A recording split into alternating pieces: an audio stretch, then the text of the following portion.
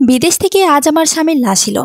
স্তব্ধ আমিটা যখন প্রাণপ্রিয় স্বামীর চিরকালের জন্য নিঃস্ব হয়ে যাওয়া মুখটা দেখে চিৎকার করে কাঁদতে চাইলাম, অমনি আমার এই স্বজনদের কথাগুলো আমার কানে এসে সুচারু তীরের মতো বিঁধতে লাগলো। আমি অবাক হয়ে গেলাম। কান্নারা আর এলো না। আমার ভাসুরা জায়রা মিলে তখন জমি জমার হিসেব কষতে ব্যস্ত। খালা আমাকে চুপিসারে জানিয়ে গেল, বারবার বলছিলাম জামাই থেকে তার পাওনা সব লিখানিতে নিছোস, ন্যাস নাই। এখন কি করবি? শ্বশুরবাড়ি থেকে একানও পাবি না। জন্ম দিছিস মাইয়া, সব তো তোর দেবর ভাসুদের নামে হইয়া যাবে। এখন কি হিসেব কষার সময়? আমি এক হাতে আমার পাশ থেকে কুহুকে আগলে নিই। মেয়েটা ভয় পাচ্ছে। এসব কি হচ্ছে ও বুঝতে পারছে না। বয়সী বা কত? সবে 5। ও শুধু বুঝতে পারছে কিছু একটা ঘটেছে। যা ঘটেছে তা ভালো কিছু নয়, তা মারাত্মক খারাপ। আমার শ্বশুর শাশুড়ি বেঁচে নেই। যৌথ পরিবারের প্রায় অনেকটা খরচ আমার স্বামী বহন করত। তার মৃত্যুতে কেউ কষ্ট পাক বা না পাক, টাকা পয়সার চিন্তা করতে ভুলিনি। আমি আজ নতুন করে মানুষ চিনলাম। এরাই না বিদেশি পয়সার জন্য সব সময় আমার মাথায় করে রাখতো। সারাটা দিন আমি আর কাঁদলাম না। চুপ হয়ে মেয়েকে নিয়ে মহিবের নিথর শরীরটার পাশে বসে রইলাম। বিকেলে জানাজা হলো। বাড়িটা আস্তে আস্তে খালি হচ্ছিল।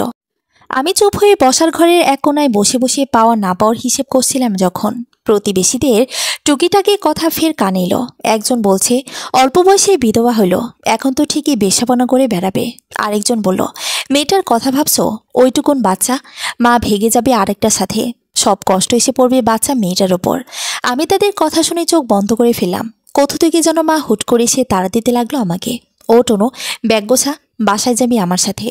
এক বাক্যে বলে দিলাম মাকে। বাড়ির পরিস্থিতি তো দেখছই, সবটা ঠিক হোক। কহুকে নিয়ে 2-4 দিনের জন্য বেড়াতে যাবনি। তুমি কি আর যাবে না, কি থাকতে চাইছো? মা কিছু বলার আগে আমি আবার বলে উঠলাম, মা আজ বরং চলে যাও, কাল এসো। বাড়িতে অনেক মানুষ, জায়গা হবে না থাকার। মা আমার হাত শক্ত করে চেপে ধরে অন্য পাশে নিয়ে গিয়ে বলল, এরা তোকে শান্তি দেবে না, বাঁচতে পারবি না। শক্ত চোখে তাকিয়ে সামান্য হাসলাম ভাগ্যকে পরিহাস করে। ভাইয়ের সংসারে বোঝা হয়ে কীভাবে থাকে বলো? মহিব বেঁচে থাকতে আমাকে বেশি দিন বাপের বাড়ি থাকতে দিতে চাইতো না। ও বারবার বলতো আমি যে ও বাড়ি যাই। আমার ভাবে মনে মনে বিরক্ত হতে পারেন, হয়তো ভদ্রতার খাতিরে বলতে পারেন না। আচ্ছা মা, অন্যের বিরক্তির কারণ কেন হব?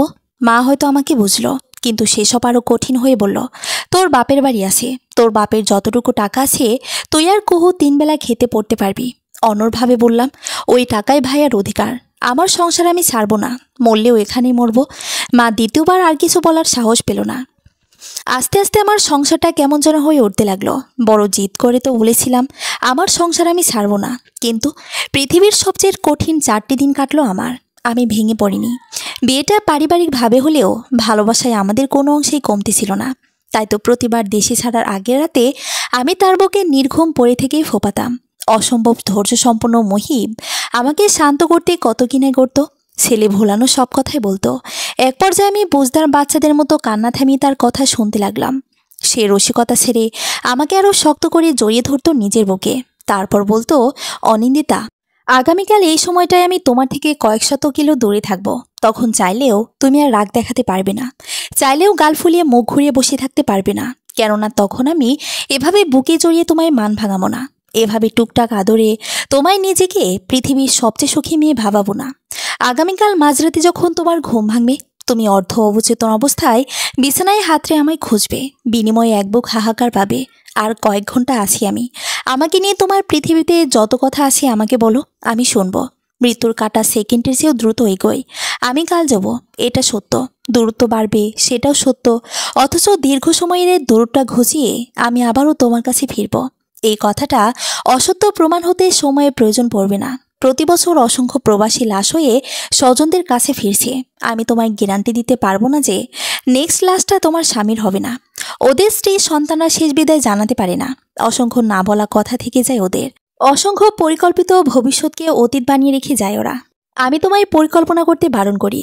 আমি তোমায় শেষ বিদায় জানানোর সুযোগ দিই। তাই প্রতিবার তুমি আমাকে বিদায় জানাবে, ঠিক যেমন ধরো আর এই বুকে আসতে পারবে না। অনিন্দিতা, আর কয়েক ঘন্টা আছে, আমাকে বিদায় জানাও। আমি তার কথাগুলো খুব মনোযোগ দিয়ে শুনতাম। তারপর আস্তে আস্তে মানিয়ে নিতে লাগলাম। প্রতি বিদায়ে আমি তাকে শেষবারের মতো বিদায় জানাতাম। তাকে নিয়ে যত ভাবনা চিন্তা ছিল, যত রাগ অভিমান ছিল, সব বলতাম। এই তো 5 মাস আগে যখন নিয়মমাফিক আবারও বিদায় জানানোর দিন, মহিব আমার চুল আশ্রে বেরুনি গাঁততে গাঁততে বলেছিল, আমি না থাকলেও তুমি নিজের খেয়াল রাখতে কার্পণ্য করবে না, নিজের যত্নে খামতি রাখবে না। খাওয়া দাওয়াই হেলা করবে না, কুহুকে অযথা বকাবকি করবে না। রাগ উঠলে কাগজে লিখবে, এরপর পানিতে ভিজে ফেলবে কাগজটা। দেখবে ঠিক শান্তি লাগছে। জীবন আমাদের প্রতিপদে জীবিকার শিক্ষা দেয়। তুমি হতাশ হবে না, শিক্ষা নেবে, এগিয়ে যাবে। জীবনের প্রতিকূলে যেতে চেও না, স্রোতের টানে ভেসে যাবে।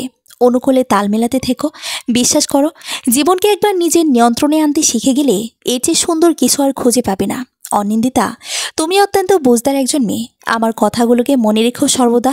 আমি মনে রেখেছি সেসব, ভুলিনি কিছুই, ভুলতে পারিনি। সেজন্যই এতখানি স্বাভাবিক সম্ভবত। সকাল থেকে আমার মেয়েটা বেশ হেসে খেলে বেড়াচ্ছে।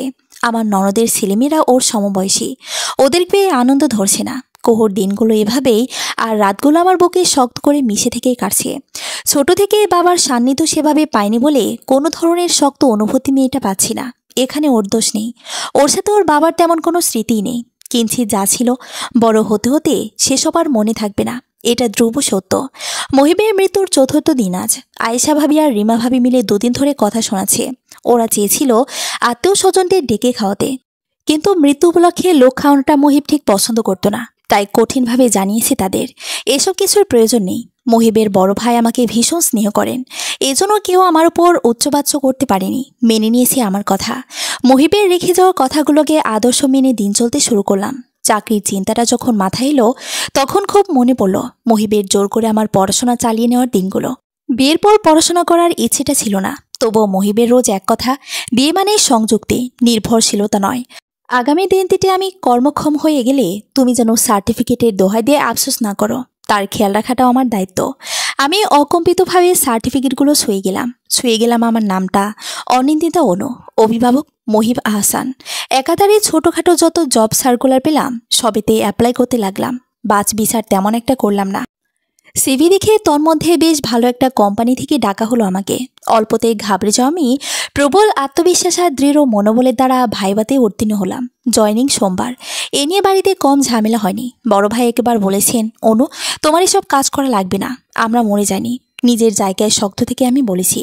মহিব চাইতো না আমি কখনো কারোর ওপর নির্ভরশীল হই। আমি ওর চাওয়াকে সম্মান করি।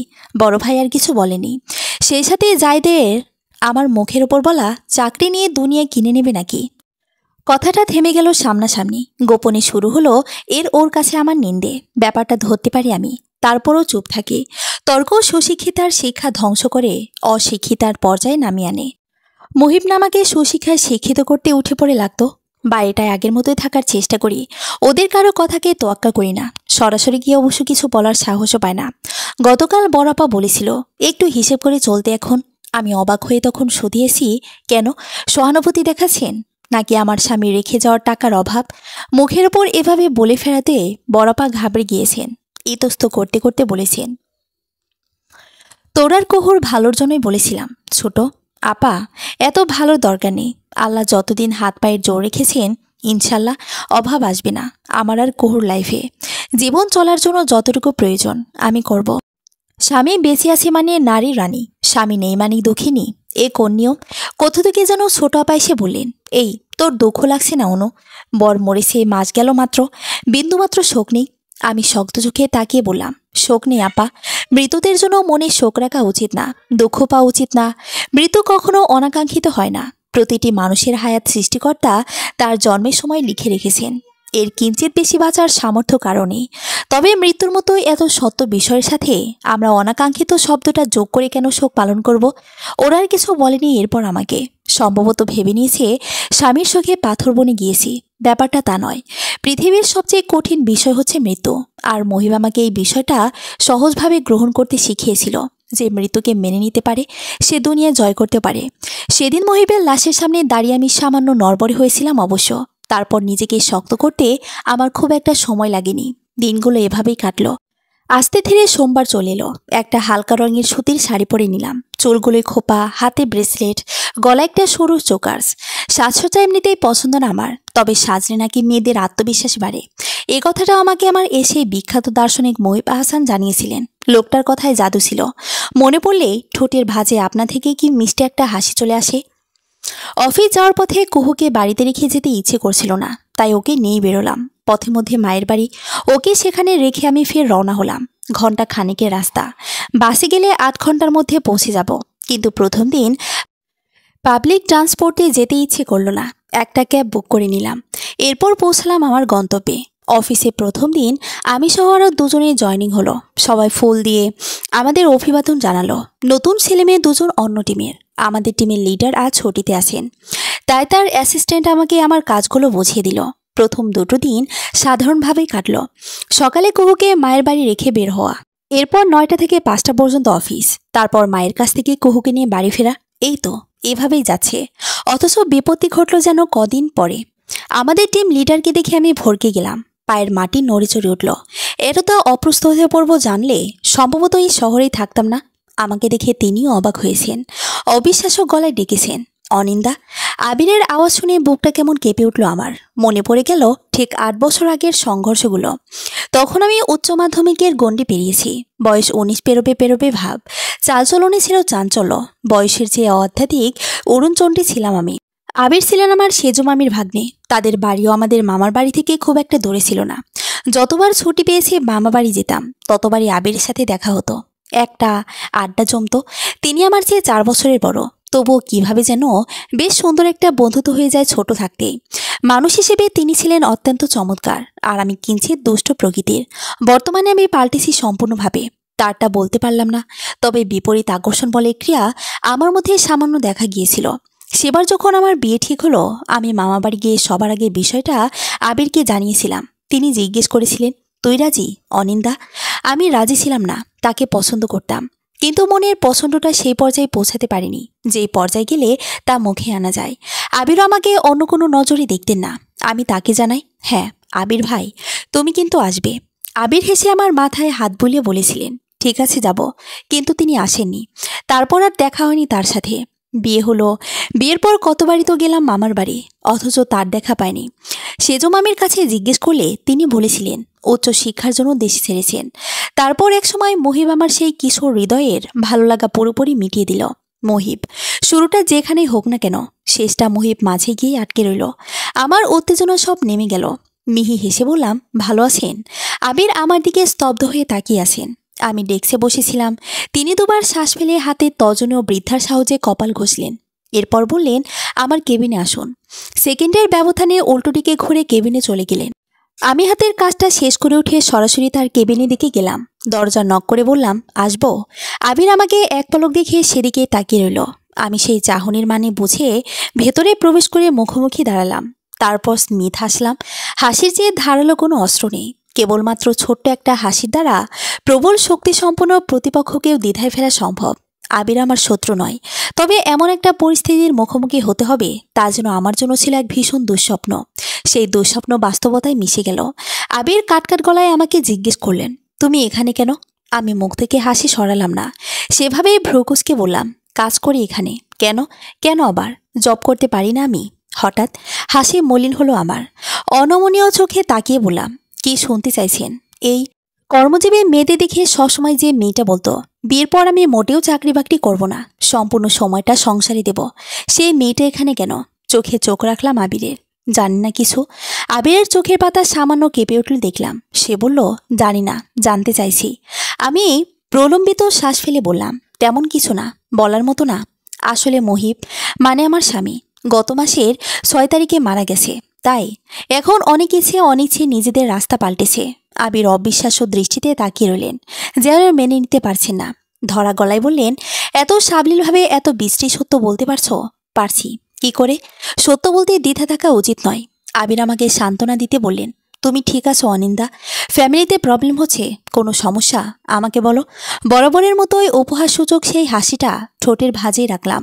সহানুভূতি দেখাবেন না, আমার ভালো লাগে না। থেমে আবার বললাম, মহিব তার সকল অ্যাকাউন্টের নমিনি আমাকে করে রেখে গেছে। যা টাকা পয়সা আছে মনে হয় না গোটা জীবন বসে বসে খেলেও ফুরবে। তবে চাকরি করছো কেন? আমি স্মিথ হেসে বললাম, আয়ের উৎস নিশ্চিত না করে কেবল ব্যয় করতে থাকলে নিঃস্ব হতে সময় লাগে না। আবির কিছু বললেন না। টেবিলের উপর থেকে গ্লাস তুলে পানি পান করলেন। এরপর নিজের চেয়ারে বসে কিছুক্ষণ মেঝের দিকে তাকিয়ে রইলেন। কিছু ভাবলেন সম্ভবত। আমি তাকিয়ে আছি শুধু। বহুদিন পর মানুষটাকে দেখলাম। মনের ভিতর সেই ভালো লাগার অনুভূতিটা আছে, তবে তা কেবল সম্মানের। অন্য কোনোভাবে কল্পনা করার সুযোগ পাইনি আগে, আর এখন সম্ভব না।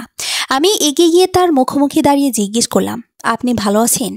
আবির সঙ্গে সঙ্গে উত্তর নিলেন না। কিছুক্ষণ চুপ থেকে বললেন, ভালো। আচ্ছা, আমি আসি তবে। হ্যাঁ, যাও। আমি উঠে দাঁড়ালাম। বেরিয়ে আসার আগ মুহূর্তে আবির পুনরায় ডাকলেন, অনিন্দা। পিছিয়ে ফিরে বললাম, হুম। অফিস আওয়ার শেষে নিচে ওয়েট করো, একসাথে বেরোবো। কেন? কথা আছে সামান্য। আচ্ছা, ঠিক আছে। 5টায় বেরোনোর সময় আবির গাড়ি নিয়ে এগিয়ে এলেন। আমি বিনা বাক্যে উঠে পড়লাম পাশে। আবিরকে বললাম, 6টার মধ্যে আমাকে রোকেয়া সরণিতে নামিয়ে আসবেন। তার আছে? হ্যাঁ, মেয়ে অপেক্ষায় আছে। আবির গাড়ি স্টার্ট করলো। এরপর বলল, মেয়ের নাম কি রেখেছ? কোহেলি আরশাদ। ডাকনাম কুহু। সুন্দর নাম। বয়স কত? এই বছর 5 বেরোবে। বাপের বাড়িতেই থাকছো? না, আমার বাড়ি ছেড়ে কই যাব? কিঞ্চিত অবাক হলো আবির। তোমার বাড়ি? আলাদা থাকো? না, মহিবের বাড়ি তো আমার বাড়ি। ওই বাড়ির সবাই ভালো? ভালো। সমস্যা হয় না তো কোনো? সমস্যাকে সমাধান করতে জানি। আবির হেসে ফেলল, সামান্য। তুমি অনেক পাল্টে গিয়েছো অনিন্দা। আমিও হাসলাম। ঠিক যেভাবে আমাদের মধ্যে তুই তুমি থেকে তুমি আপনি চলে এসেছে, আগের মতো কিছুই নেই যে। তা বিয়ে করেনি কেন? হুট করে অন্য প্রসঙ্গে ঢুকে বললাম আমি। আবির যেন প্রস্তুত ছিলেন না এমন প্রশ্নে। বিয়ের বয়স হয়নি আমার। এহেন কথায় হো হো করে হাসলাম আমি। হাসতে হাসতে বললাম, রসিকতা করছেন?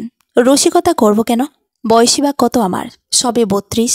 ছেলেদের বিয়ের বয়স এরপর থেকেই শুরু হয়। আচ্ছা, বুঝলাম। তারপর গাড়ি যখন বেশ নিস্তব্ধ সড়ক দিয়ে চলতে লাগলো, আমি জানালার বাইরে তাকিয়ে আবিরকে বললাম, আবির ভাই, জীবনটা কাফনের রঙের মতোই সাদা। শুধু শুধু কালি ছিটানোর কি উচিত? আবির কিছু বললেন না। আমি হেসে বললাম, আবির ভাই, আমি ভালো আছি। মহিব আমাকে একা চলতে শিখিয়েছিল ওর উপস্থিতিতে। ও আমাকে ভালো থাকতে শিখিয়েছিল। ও আমাকে বলেছিল, কারো অনুপস্থিতি কারো জীবনে খুব বেশি সময় প্রভাব ফেলতে পারে না। তাই ওই যেতটুকু সময় প্রভাব ফেলে সেতটুকু সময় নিজেকে নিয়ন্ত্রণে রাখা উচিত। প্রভাবিত যাতে না হই সেজন্য সর্বস্ব দেওয়া উচিত। আমি তাই করেছি। নিজেকে ব্যস্ত রাখছি, নিজের স্বাবলম্বী হতে চাইছি। ওর রেখে যাওয়া টাকায় আমি কুহুকে নিয়ে ভালোই থাকতে পারতাম, কিন্তু লোকেরা সুযোগ নিতে চাইতো। অবলা নারী ভেবে হাত বাড়াতে কেউ ইতস্ত করতো না। ইতিমধ্যে চারপাশের কুৎসিত নজরগুলোর শিকার আমি হয়েছি। কিন্তু যখনই দেখে আমি নিজেকে চালানোর সামর্থ্য রাখি, অধিকাংশের নজর আমার থেকেই ঝুঁকে যায়। আর বাকি যারা এখনো ঝুঁকঝুঁকানো নজরে তাকিয়ে থাকে, আমি অনিন্দিতা তাদের দৃষ্টিকে পায়ে মারাই না। আমি থেমে গেলাম। আবির পুনরায় বললেন, একা চলা? একা নারী পক্ষে এতই সহজ? সহজ নয়। তবে আমি চাইলেই সহজ বানাতে পারি। কিভাবে? দেশে সিঙ্গেল মাদারদের অভাব নেই। আবির থেমে থেমে বললেন, তোমার হাজবেন্ডকে খুব ভালোবাসতে? হ্যাঁ, বাসি। তারপর পুরো রাস্তায় আবির আর কিছু বললেন না। আমিও বললাম না। গন্তব্যে পৌঁছে নামার সময় তাকে বললাম, আবির ভাই শুনুন। বলো। আমার প্রতি কখনো সহানুভূতি দেখাবেন না, অনুরোধ। আবির মলিন হেসে বললেন, সহানুভূতির সাথে অনিন্দের নামটা যায় না ঠিক। আসি। এসো। তারপর থেকে গোটা মাস অফিসে বাড়তি কোনো কথাবার্তা কেউ বললাম না। আবির ভীষণ বুঝদার মানুষ। উনি ভালো করে জানেন, একজন বিধবা অথবা ডিভোর্সি নারীর সাথে অন্য কোনো পুরুষের মেশাটা সমাজ বেশ কটু চোখেই দেখে। সমাজকে আমি কিংবা আবির কেউই তোয়াক্কা করি না। তবে দুজনেই শান্তিপূর্ণ মানুষ। শুধু শুধু অশান্তি ডেকে আনতে চাইনি। তাই খুব প্রয়োজন ব্যতীত একে অপরের থেকে দূরে দূরে থাকলাম। অফিসে অফিসের বাইরে দেখা হলে এড়িয়ে যায়নি, বরঞ্চ মুচকি এসে ভালো মন্দ জিজ্ঞেস করেছি।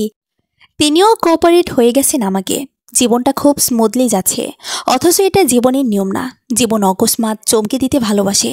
হুট করে বড় আপা আমাকে ডেকে নিয়ে বাড়ি ভর্তি মানুষের সামনে জিজ্ঞেস করেন, তা ছোট, বিয়ে শাদীর ব্যাপারে চিন্তা কি? অবাক হলাম। কিসের বিয়ে? ছোট আপা হেসে বলল, আরে অনু, তোর বিয়ের। আমি ছোট্ট করে শ্বাস ফেলে বললাম, এখনো ভাবছি না। উঠে চলে যেতে লাগলাম। অমনি ওবারের বড় বউ জহুরা আমাকে বলে উঠল, লুকিয়ে কাজ নেই ভাই। এখনই যৌবনে আসো, একা যে থাকবে না তা আমরা বুঝি। এখন অন্যত্র জড়ালেও তো ক্ষতি নেই। তোমার বিয়ে শাদী দিলে আমরা একটু নিশ্চিন্ত হই। চিন্তা তো কম হয় না তোমার জন্য। আমি হেসে ফেললাম। সামনে সোফায় বসে জিজ্ঞেস করলাম, তা আমার বিয়ে শাদীর সাথে আপনাদের নিশ্চিত হওয়ার সংযোগ কোন জায়গায়? আমার হাসিতে সবার মুখ গোমট হয়ে উঠল।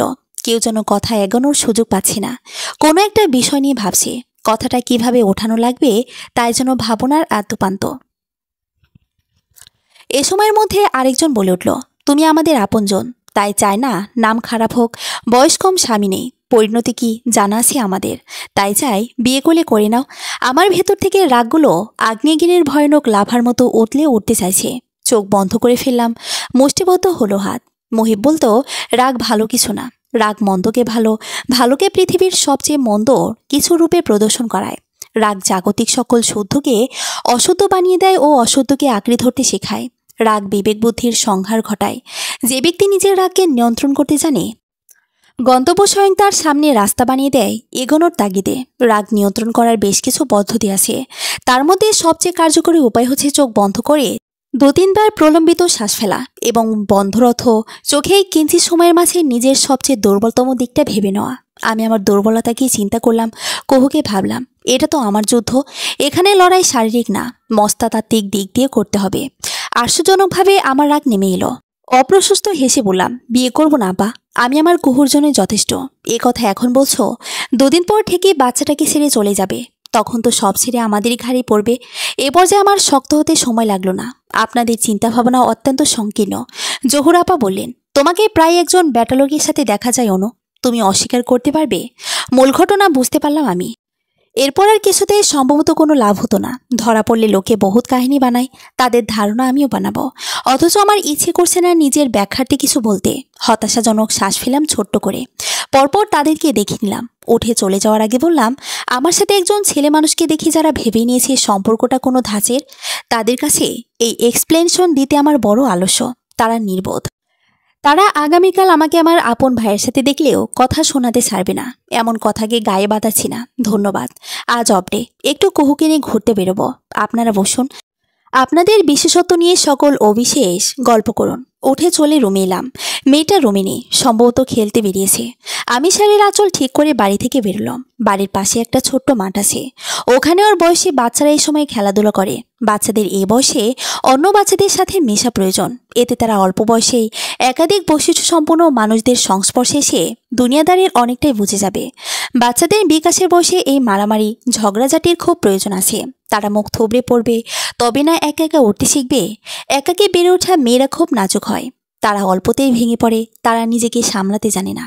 আমি কুহুকে পৃথিবীর সকল সুন্দর কচিত বিষয়দের সাথে এই ছোট থেকেই পরিচয় করাতে চাই। মহিব আমাকে এটা করতে বলেছিল। সিঁড়ি দিয়ে নামার সময় দেখি কুহু সিঁড়ির নিচে মুখে হাত দিয়ে বসে আছে।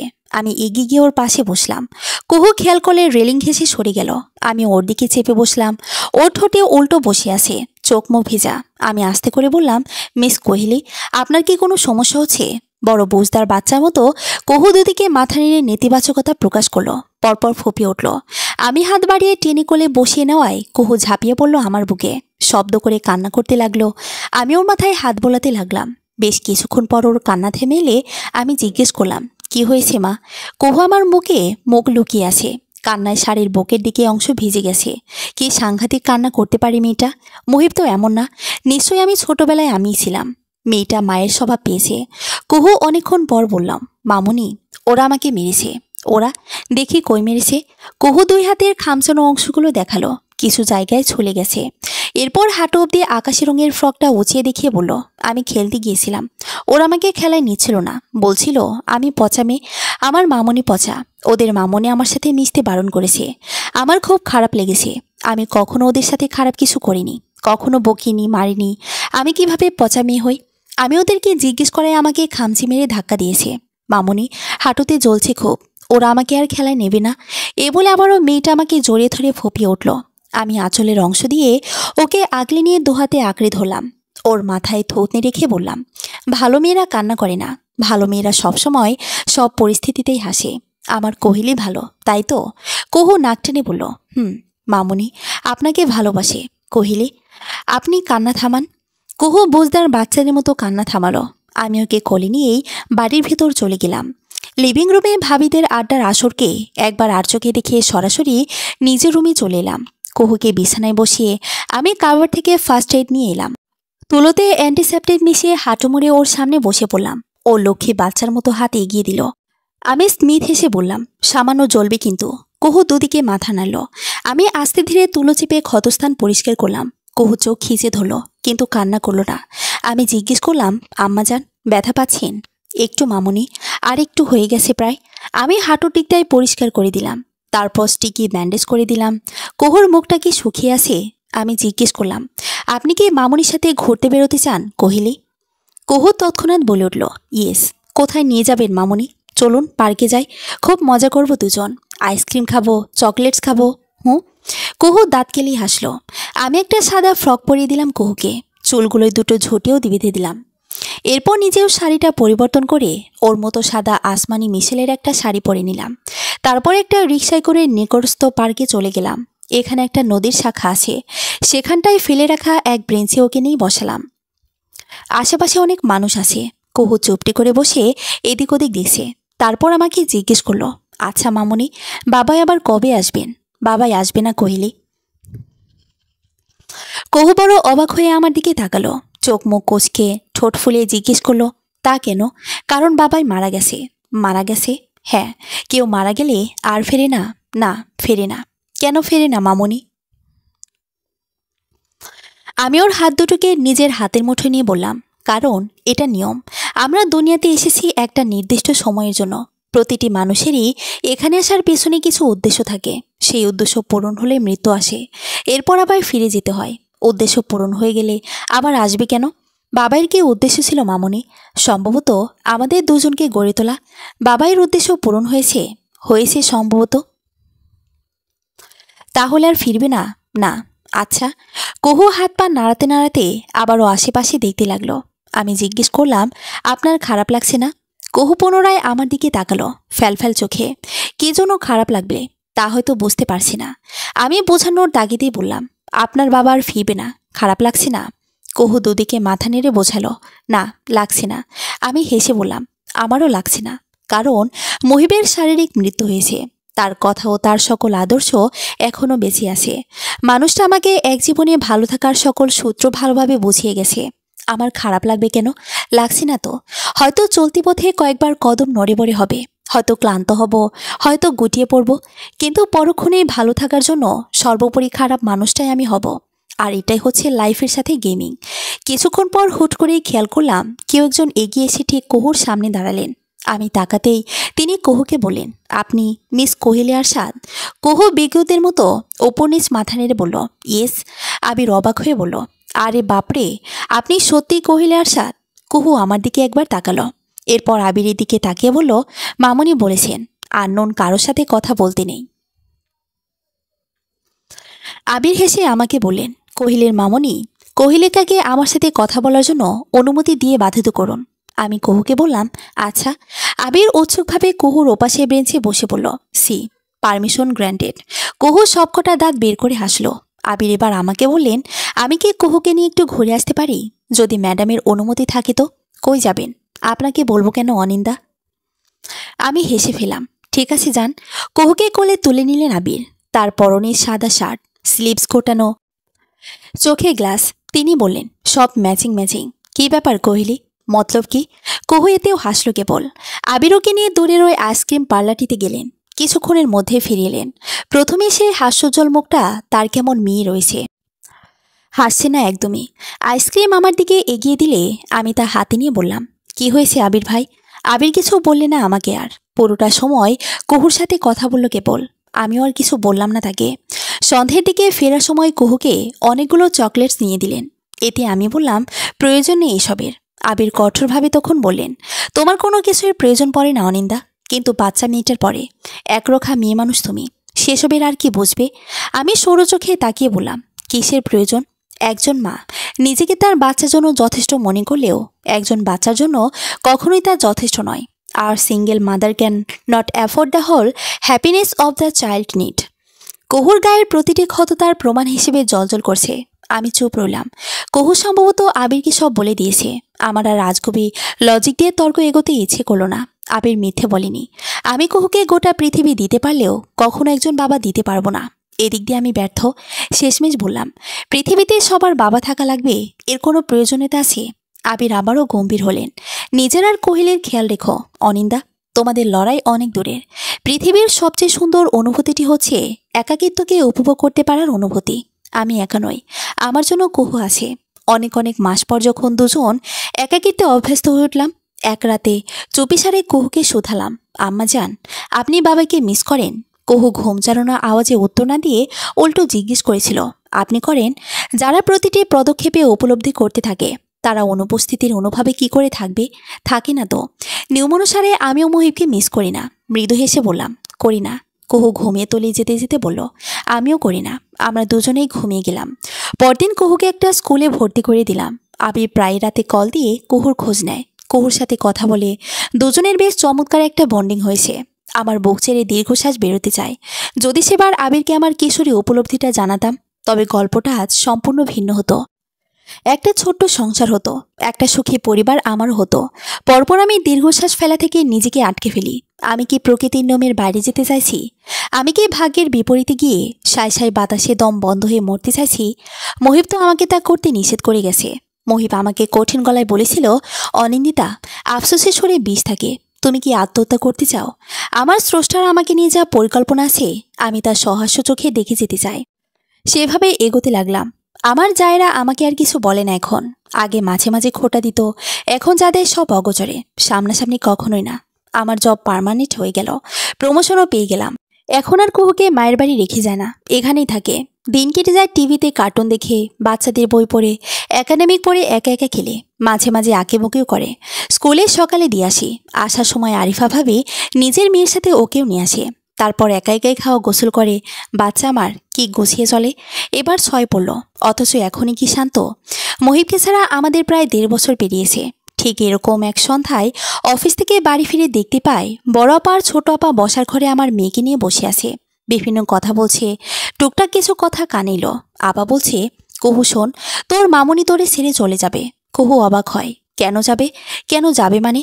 তোর ওই আঙ্কেল আছে না, ওই লোকের সাথে চলে যাবে। ফ্যালফ্যাল চোখে তাকিয়ে রইল কুহু। অনেকক্ষণ পর জিজ্ঞেস করলো, মামুনিরা চলে যায়? আর কারো মামুনি যায় না, তোর মামুনি যাবে। কেন? ভালো থাকতে। এখন ভালো নেই? না। কেন ভালো নেই? কারণ তুই সবসময় তোর মামুনিকে জ্বালাস, শান্তিতে থাকতে দেস না, এই জন্য ছেড়ে চলে যাবে। কুহু দুদিকে মাথা নেড়ে বলল, আমি আর জ্বালাবো না। তাহলে শোন, আমি তোর জন্য নতুন বাবা খুঁজি। তোর মামুনিকে বলিস বাবা লাগবে। তখন তোর মামুনির সাথে তোর একটা নতুন বাবার বিয়ে দিয়ে দেব। তোরা একসাথেই ভালো থাকবি। কুহু কি বুঝলো জানি না, অবুঝ বাচ্চাদের মতো ঠোঁট ফুলিয়ে বলল, কিন্তু আমার তো বাবাইয়ের দরকার নেই। বুকের ভেতরটা যেন কেউ পাথর চাপা দিয়ে রেখেছিল, তা তুলো হয়ে উড়ে গেল ক্ষণিকেই। আমি তাদের সম্মুখে চলে এলাম। কুহু আমাকে দেখে বরাবরের মতো দৌড়ে কোলে চলে এলো। আমি ওকে কোলে নিয়ে দুগালে চুমু খেয়ে বললাম, দিন কেমন কাটলো প্রিন্সেস? খুব ভালো। আমি হাসলাম। পরপর আপার দিকে তাকালাম। তীক্ষ্ণ চাহনি ও ধারালো আওয়াজে তাদের জানালাম, ভিটে ভাগ হোক। আপারা স্তব্ধ হয়ে গেল। আমি বুঝতে পেরেছি আমার বিয়ে অন্যত্র দিয়ে এ বাড়ি থেকে সরানোর ছকটায় তারা কষেছে। সে গড়ে যেন বালি পড়ল, বোঝাতে চাইল নানান কিছু। আমি বুঝলাম না। রুমে গিয়ে আবিরকে কল লাগালাম। তিনি কল রিসিভ করে বললেন, অনিন্দা, কোনো সমস্যা? বাড়ি পৌঁছেছ? সব ঠিকঠাক? তার উত্তেজিত আওয়াজ।